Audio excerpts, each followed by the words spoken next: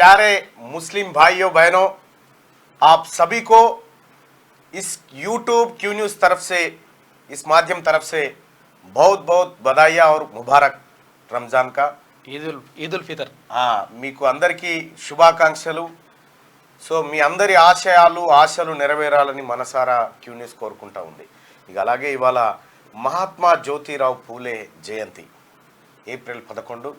ఆయన ఈ దేశంలో ఉన్నటువంటి వెనకబడిన తరగతుల కోసం, వెనకబడిన తరగతుల వ్యక్తిగా ఆయన ఎంతో పాఠశాల విద్య కోసం కృషి చేసినటువంటి వ్యక్తి. ఈ దేశంలో ఓ రకంగా చెప్పాలంటే ఇక చదువుకున్నామంటే ఆయన పుణ్యమే.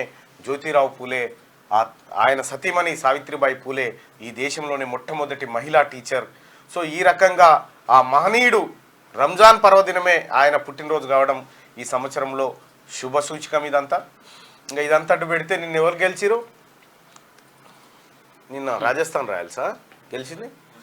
గుజరాత్ గెలిచింది. రాజస్థాన్ రాయల్స్ ఫస్ట్ ఓడిపోయిందట. ఇది మనకి ఇంపార్టెంట్. మనకి ఇప్పుడు ఈ మాని జాంతానయ్యాయి పక్క పెట్టరు కానీ రైట్. ఇక ఈ రకంగా మనం ముందుకు పోదాం. కానీ ఇక రాజకీయ వ్యవహారాలు కనుక ఒకసారి చూస్తే ఇటు కాంగ్రెస్ పార్టీ, భారతీయ జనతా పార్టీ వీళ్ళిద్దరేమో టార్గెట్లు పెట్టుకొని కొట్లాడుతురు.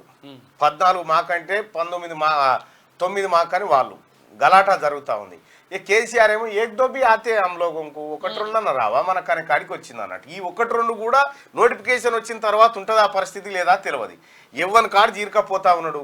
ఒకానొక సందర్భంలో మొన్న దాదాపుగా 37.5% ఓట్లు వచ్చినటువంటి బీఆర్ఎస్ పార్టీ మరి ఇప్పుడున్న పరిస్థితిలో ఎక్కడికక్కడికి తునకలు అయిపోయిన తర్వాత మరి ఈ రాబోతున్నటువంటి పార్లమెంట్ ఎన్నికల్లో తన పర్ఫార్మెన్స్ ఎట్లుండబోతుందో, అభ్యర్థులు నాకు తెలిసి ఓట్లు పడేదాకా కూడా ఊకునేటట్లేరు. ఓటమిని అంగీకరించి వెళ్ళిపోయే పరిస్థితి అయితే కనిపిస్తూ ఉంది రాజకీయంగా చూస్తూ ఉంటే. ఇక దేశవ్యాప్తంగా నరేంద్ర మోడీ గారు దాదాపు 500-600 ర్యాలీలు చేసిండు అనుకుంటా ఎన్నికల కోసం.